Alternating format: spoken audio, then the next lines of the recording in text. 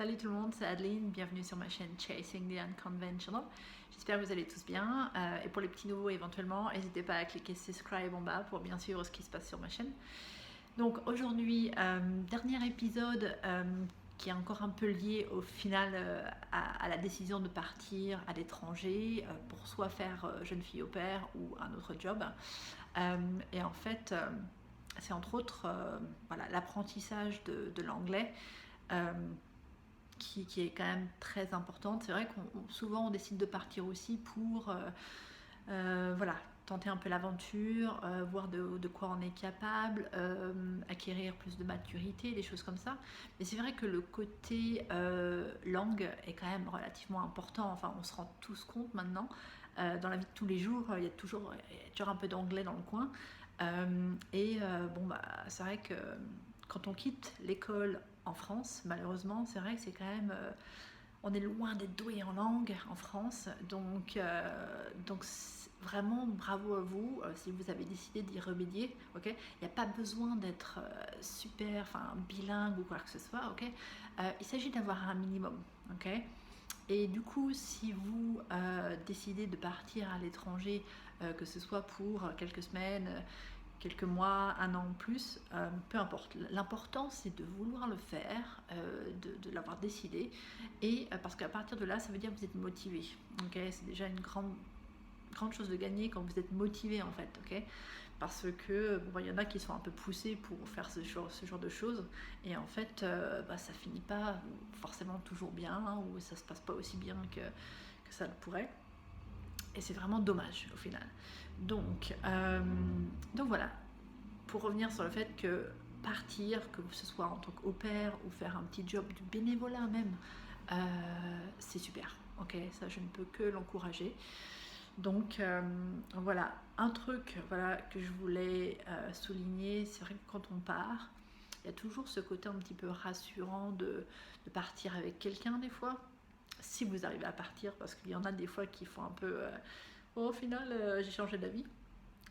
Si c'est le cas, si votre pote devait partir avec vous et qu'au dernier moment, paf, il annule ou elle annule, surtout partez quand même, ok. Vous allez c'est une telle chance au final de pouvoir partir seul dans un sens, je dirais, parce que les choses vont pas du tout se passer. Ça va se passer super bien, mais je veux dire justement, vous allez acquérir tellement plus en étant seul qu'accompagné. Okay, ça paraît bizarre comme ça au départ, mais je vais vous expliquer. Okay, je comprends tout à fait le fait que d'être accompagné, c'est rassurant, et que bon voilà, s'il arrive quoi que ce soit, puis même voilà, on est avec son meilleur pote, on blague toujours, enfin les choses passent plus facilement, c'est vrai, quand on sait qu'on a de la bonne compagnie. Okay, le problème, c'est que si vous partez avec quelqu'un, donc de français, et vous vous installez ensemble à l'étranger, ou vous faites quelque chose ensemble, et ben en fait, vous êtes toujours tous les deux. Donc du coup, vous allez continuer à parler français ensemble, ok. Donc si vous passez, je ne sais pas combien de temps vous voulez rester à l'étranger, mais si vous passez tous ces jours ensemble à parler, voilà, 24 heures sur 24 en français, vous devinez bien que si vous vouliez progresser, c'est pas forcément bien parti. Et pour rejoindre le job au pair dont je parlais au début, c'est vrai que ça arrive aussi, ça souvent, c'est que des familles anglaises veulent que vous parliez français aux enfants, ou alors des familles françaises qui sont installées en Angleterre ou je ne sais où, et qui veulent une au pair française. Donc oui, vous aurez toujours l'expérience d'habiter à l'étranger, quelque part de cool. Ceci dit, si vous devez parler français 80% du temps, et que votre objectif premier était de progresser, c'est pas forcément un truc cool, quoi. Donc bon, des fois on n'a pas trop le choix, c'est vrai. Donc si jamais vous devez vraiment partir et parler français, je vous conseille pendant votre temps libre, de prendre des cours d'anglais, enfin de faire vraiment en sorte de travailler votre anglais à un moment ou à un autre, ok. C'est pareil, c'est vrai, dans toute ville maintenant, il y a des groupes Facebook, les communautés françaises à droite à gauche, machin. Donc évitez aussi ça, de les chercher. Enfin, ça peut être utile de temps en temps, voilà, pour avoir des conseils ou si on a un problème, mais rechercher en fait le contact et faire des sorties, tout ça, avec que des Français, vous devinez bien que ça va pas, dans le long terme, ça va pas vous aider. Ok, je l'ai entendu plein de fois cette histoire. J'ai plein de Français, enfin, moi quand j'ai fait mes années au pair, qui étaient dans des familles françaises ou des choses comme ça, et au final ils sont repartis et regrettaient dans un sens parce que voilà, ils n'avaient pas du tout, enfin pas vraiment progressé. Dans le fait de partir seul aussi, c'est vrai que j'expliquais tout à l'heure, en fait les gens, les autres vont venir beaucoup plus vers nous si on est seul, ok. Aussi si on est seul, on apprend beaucoup plus à se débrouiller que si on est avec quelqu'un, ok. C'est vrai que c'est très facile de laisser l'autre un petit peu, voilà, nous emmener à droite à gauche, décider des activités, décider de ci, de ça, et du coup, voilà, vous abandonnez, vous laissez tomber un petit peu votre niaque, votre droit, voilà, à vraiment vivre votre expérience. Et c'est vraiment super dommage, ok. Donc après, je comprends que si vous partez seul et que vous allez être à fond en anglais direct, c'est flippant, je le comprends tout à fait, sauf que je vais vous rassurer tout de suite parce que au final, vous n'allez même pas vous en rendre compte, mais tout d'un coup, les choses vont devenir beaucoup plus simples, ok. Et ça deviendra presque un automatisme, ok. Donc comme ça paraît impensable, mais c'est exactement ce qui se passe. Donc, par exemple, enfin, je sais pas, ça dépend combien de temps vous resterez à l'étranger, mais parce qu'en fait, je suis des groupes Facebook en ce moment, et il y avait une personne qui se plaignait parce que il perdait son français. Et je le comprends tout à fait, parce que moi aussi, après 14 ans, c'est ce qui m'est arrivé. Et donc, voilà, chercher ces mots en français pour pouvoir écrire ou utiliser de mauvais mots. Quand on essaie de parler, on inverse, on utilise du vocabulaire anglais. Dans la construction de la phrase, on inverse et tout ça. Et le mec, il a fait, mais c'est la honte, quoi, je peux plus écrire, machin. Euh, et c'est vrai, ça paraît incroyable, mais au bout d'un moment, vous êtes tellement dedans, vous parlez, vous écrivez anglais, vous pensez en anglais, et du coup, quand vous devez faire le switch à nouveau, bah, vous êtes perdu. Ok. Donc moi, ce que j'ai fait, c'est que j'ai recommencé à lire en français, par exemple. Et bon, bah, ça aide un peu aussi, mais bon, voilà, ça, pour vous dire qu'au final, voilà, au premier abord, apprendre l'anglais et devenir doué, enfin, correctement, on va dire, ça paraît incroyable, impensable, infaisable. Et au final, après quelques mois ou quelques années, je sais pas, vous aurez déjà un clic qui fera que voilà, vous serez beaucoup plus à l'aise. Et quand vous en êtes là, eh ben, c'est plutôt pas mal du tout. Ok. Donc, pareil, c'est faire vraiment des recherches, de sortir avec d'autres étrangers, ou alors, bah, le mieux, c'est aussi des natifs. Ok. Donc, c'est bien d'avoir de la bonne grammaire et des gens qui s'expriment correctement, mais parler aussi avec des amis étrangers que vous pouvez trouver en cours. C'est cool parce que ça vous permet, vous êtes tous dans le même bateau, vous apprenez tous, ça vous permet de prendre confiance en vous, ok. Et c'est une super étape, ok. Moi aussi, je suis passée par là, je me rappelle d'un cours où on était quoi, 14 élèves peut-être, il y avait quoi, 13 nationalités différentes.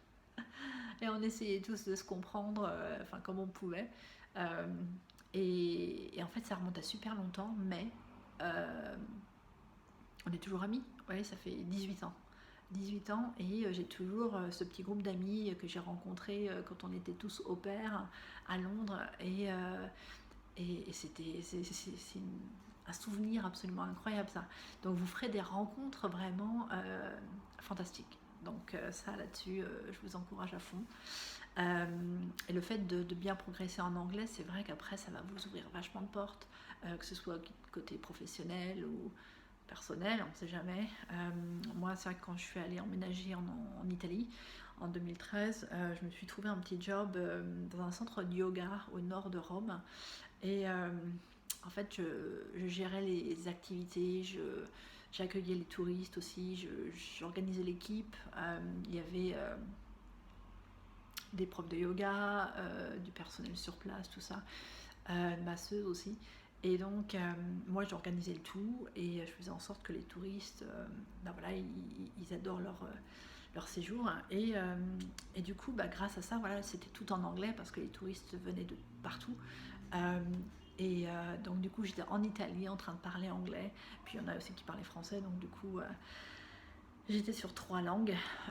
Donc, ça, c'était un de mes meilleurs jobs. De tout ce que j'ai pu faire, donc une super opportunité.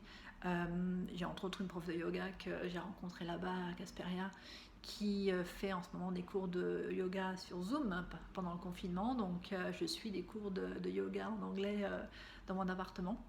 Donc voilà, enfin bon, il y a des multitudes d'opportunités qui se présentent comme ça. C'est absolument incroyable. Et le fait d'être à l'étranger comme ça, vous allez vachement aussi apprendre de choses sur vous-même, okay, votre confiance en vous. C'est vrai que moi, je venais d'un petit bled à la campagne en France, et bon, j'avais quoi? J'avais 23 ans. Euh, L'air de rien, mais quand j'y repense maintenant, j'étais vraiment à côté de la plaque, quoi. C'est vrai qu'on est coucouné, tout ça. Et donc, je suis arrivée dans cette grande ville de Londres. Heureusement, j'avais une super famille, encore une fois, parce qu'ils m'ont vraiment, ils sont bien occupés de moi. Mais en fait, j'ai vécu un autre rythme avec eux. Ils m'ont montré plein de choses, voilà, que c'était faisable, que apprendre le métro toute seule. Il y a des Anglais qui n'arrivent pas à prendre le métro à Londres parce que voilà, c'est trop flippant. C'est comme si voilà, quelqu'un de la campagne débarquait à Paris et devait voilà, partir en voyage, gérer dans un aéroport anglais, trouver un job en Angleterre, enfin bon, c'est plein de choses dans une langue étrangère. C'est vrai que ça paraît impensable. Au début, tu te dis, oh mon Dieu, mais je vais être noyée, je vais être perdue, il va m'arriver des... Et en fait, non, euh, on apprend et c'est le principal. En fait, il faut tester, il faut écouter, il faut regarder ce que les autres font. Votre niveau de débrouillardise va exploser, quoi. Et vous verrez quand vous reviendrez en France, si vous revenez, parce qu'il y en a qui restent, comme moi, et, euh, et vous verrez que les autres, voilà, vos anciens amis, tout ça, il y aura peut-être un petit décalage. C'est vrai que ça arrive souvent, ça aussi. Les gens, bon, ben voilà, ils partent faire leur année ou je sais pas, à l'étranger et ils vivent leur vie là-bas et ils apprennent énormément de choses. Euh, c'est incroyable, franchement, il faut vraiment le vivre pour s'en rendre compte.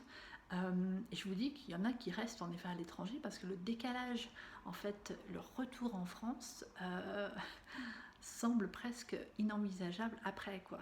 Si vous êtes vraiment implanté dans votre voilà, nouveau pays, au vie de voyage ou peu importe. Et encore une fois, c'est vrai que ça paraît invraisemblable et pourtant, une fois que vous avez acquis ce niveau de légèreté et de facilité à l'étranger, tout semble bien plus facile. Okay, moi, je fais du bénévolat maintenant à l'étranger aussi, avec Workaway, des choses comme ça. Une fois que vous parlez anglais, vous pouvez faire quasiment tout ce que vous voulez. Okay, c'est un plaisir, une liberté. Vous pouvez parler avec tout le monde, même si c'est pas toujours un anglais parfait de l'autre personne ou de votre part ou peu importe. Mais en fait, les rencontres que vous faites, les conversations que vous avez, c'est pas la même chose si vous squattez quelque part ou vous visitez quelque chose et vous comprenez pas ce qui se passe ou quoi que ce soit, ou vous passez rapidement votre chemin parce que vous savez que vous pouvez pas comprendre ou vous exprimer. L'expérience ne sera pas du tout la même que si justement vous pouvez comprendre et parler et répondre aux autres. Okay, et je vous dis encore une fois, il n'y a pas besoin que vous soyez tous bilingues. Il suffit juste de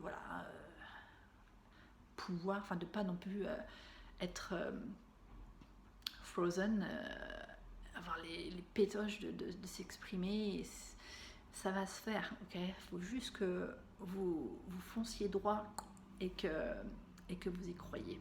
Voilà. Donc voilà, c'est moi en train de vous dire surtout n'abandonnez pas et foncez et faites-vous plaisir et profitez à fond, ok, et tout va bien se passer si vous vous donnez les meilleures chances, ok, vous préparez bien votre truc et surtout c'est de la motivation quoi, franchement voilà tout ce que j'ai à dire pour cet épisode là. Si jamais vous avez des questions, quoi que ce soit, des commentaires, n'hésitez pas en bas et je me ferai un plaisir d'y répondre. Vous pouvez aussi m'envoyer un email pour ceux qui ont envie de faire un petit projet à l'étranger, quoi que ce soit. Je me lance dans du coaching, donc n'hésitez pas à me contacter directement et je vous donnerai des infos. Voilà, merci à tous, bonne soirée, prenez soin de vous et à la semaine prochaine. Ciao, bye bye.